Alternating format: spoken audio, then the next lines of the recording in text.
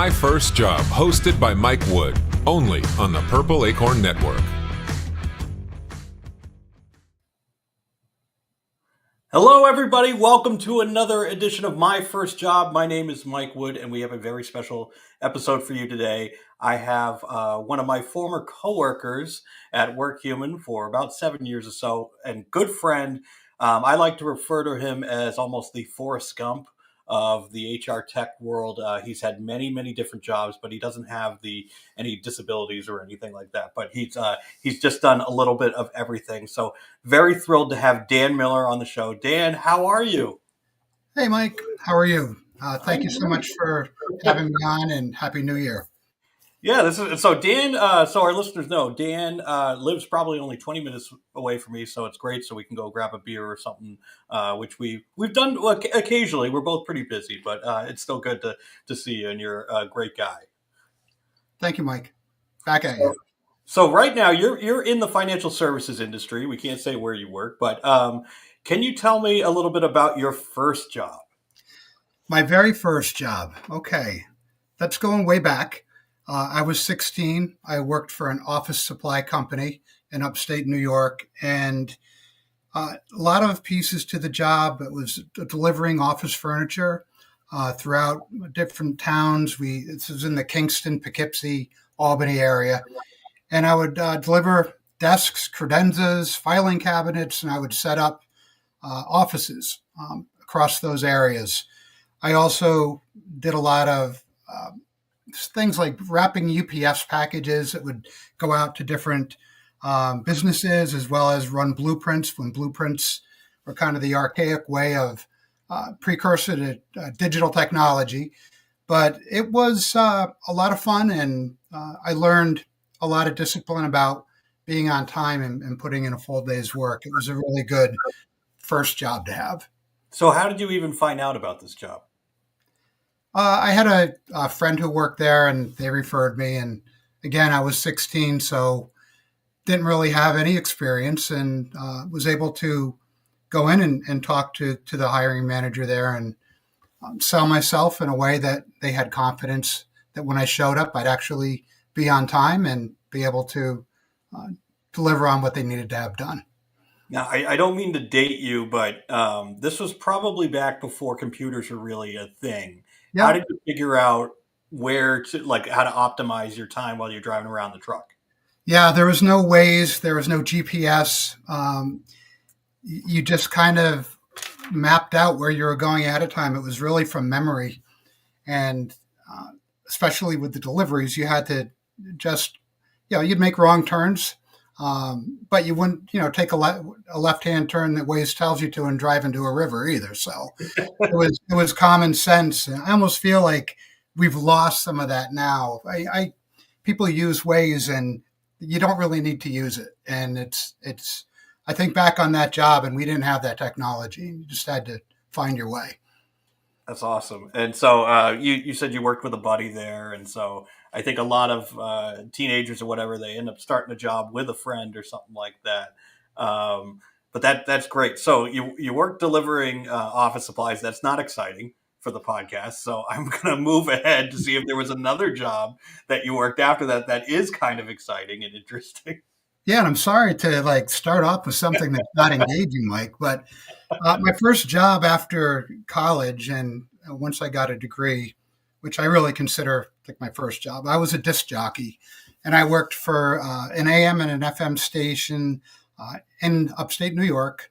I did the midnight shift at first, midnight to 8, and then got some day shifts. The pay was horrible, but it was a lot of fun, and it really allowed me to use what I learned around communications and engaging with an audience and throwing out T-shirts at roller rinks and all the good stuff that comes with being a DJ. It was a lot of fun. But can you give us a little? I know you've done it. I'm going to put you on the spot. Can you give us the radio voice? Good morning, Dan Miller in the morning. 7:35, partly cloudy, sunny, breezy, mild this afternoon. High about 73.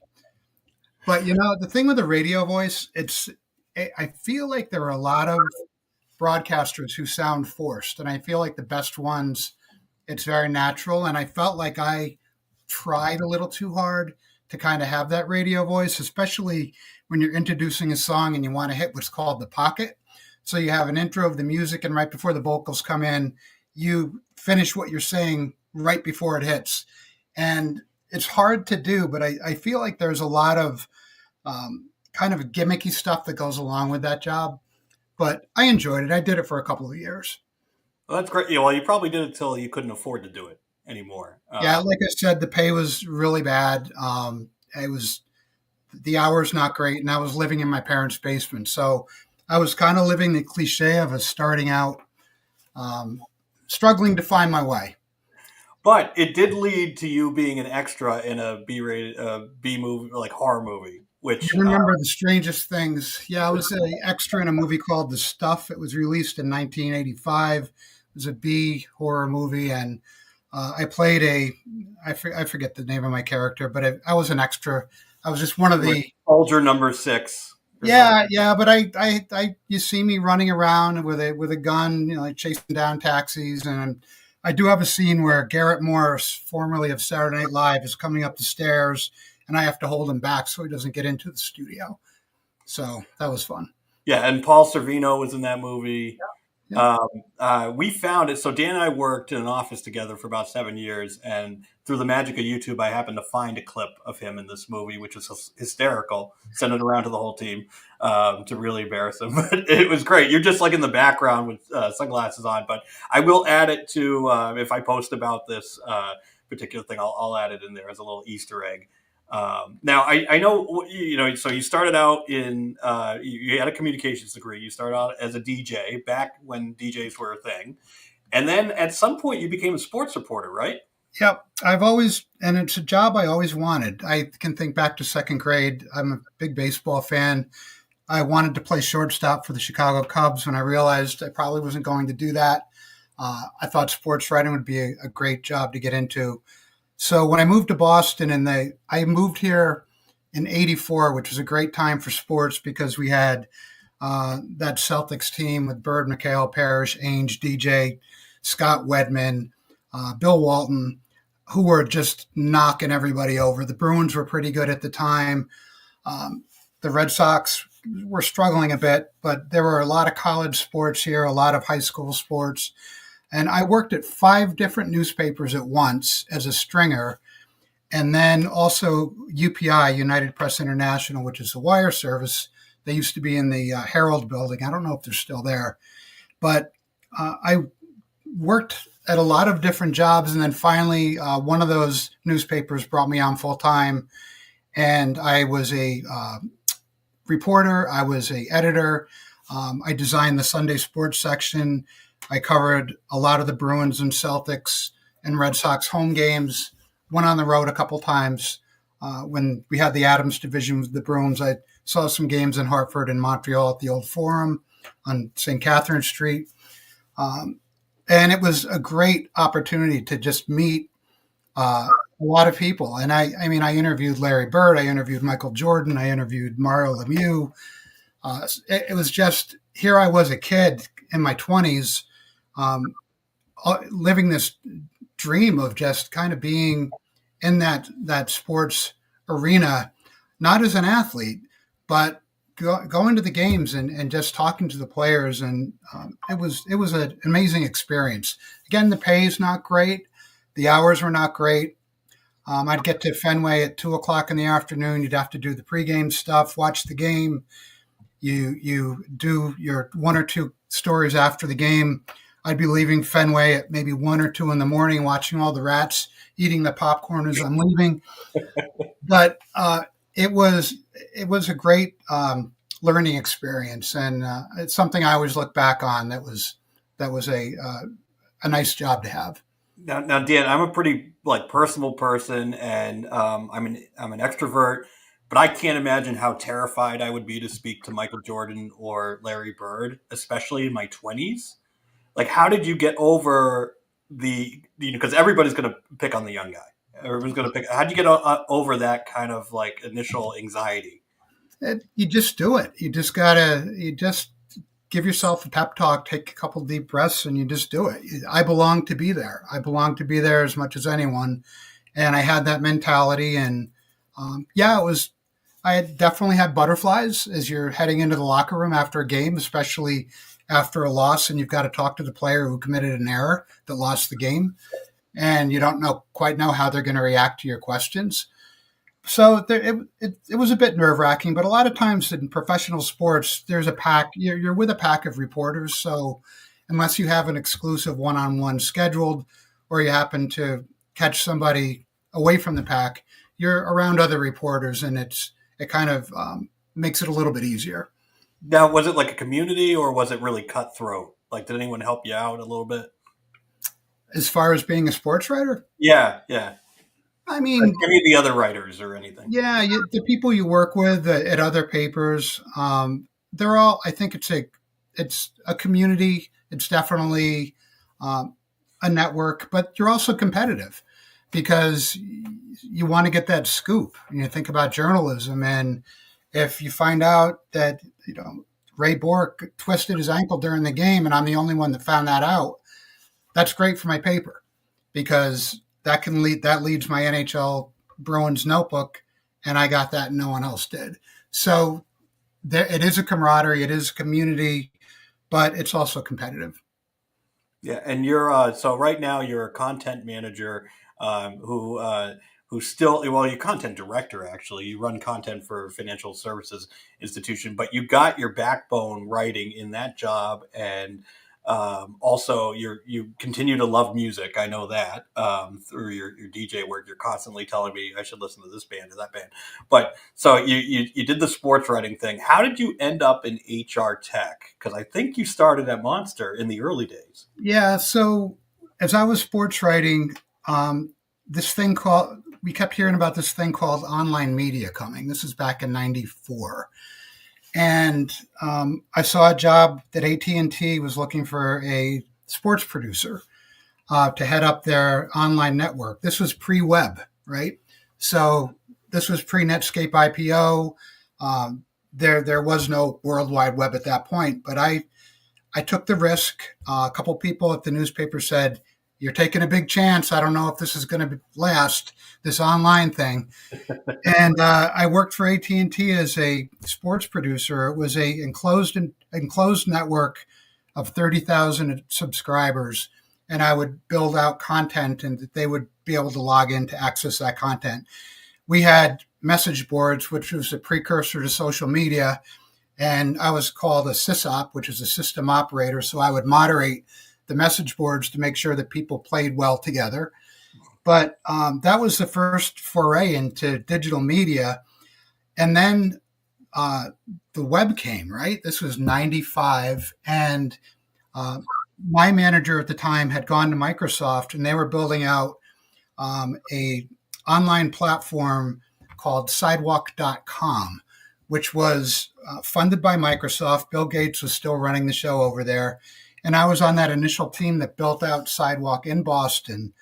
And what my role was to build out databases of arts and entertainment opportunities in the Boston area. One of them was to build out a database of all the golf courses in Massachusetts. So this is so new. It was really funny. I'd call these golf courses and say, "I'm Dan Miller from sidewalk.com." And they're like, "What's a .com?"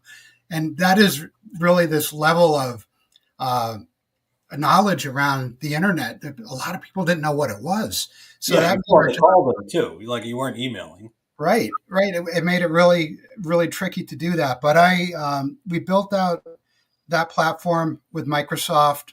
It was bought by City Search Ticketmaster, and I was trying to figure out what to do. And I had a friend over at Monster. This was back in '99.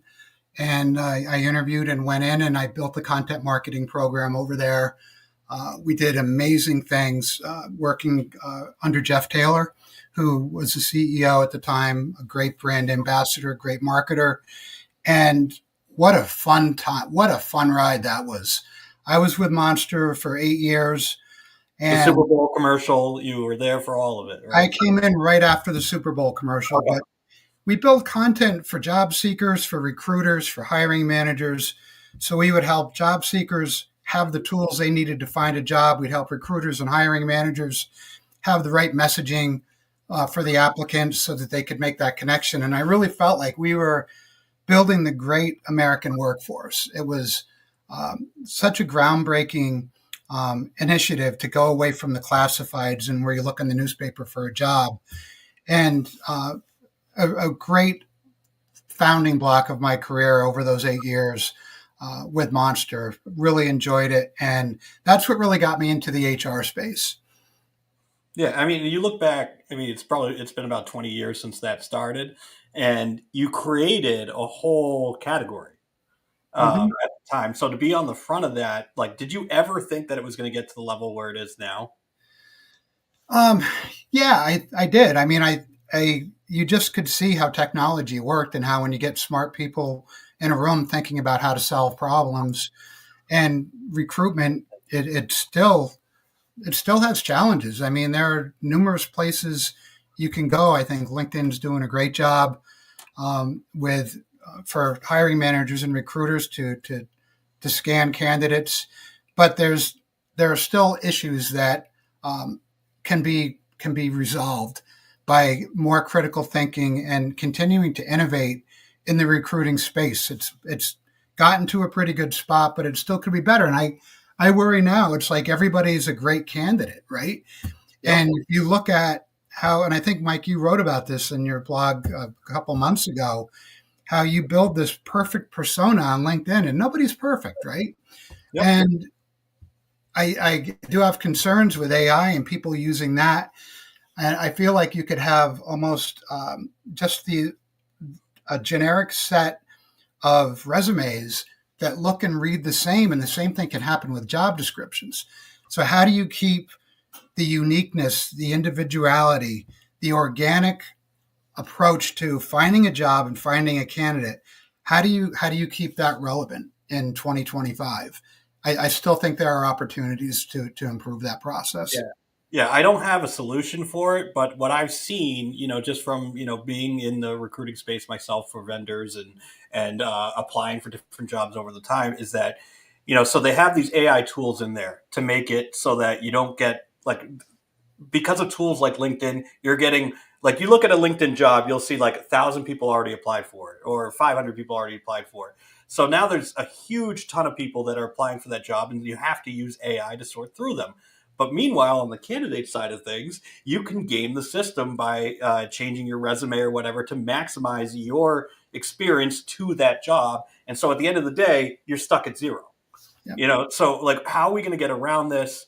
How are hiring managers going to be less overwhelmed, so to speak? How are we going to know that the experience and the skills and stuff that somebody's putting out there are their actual experience and skills?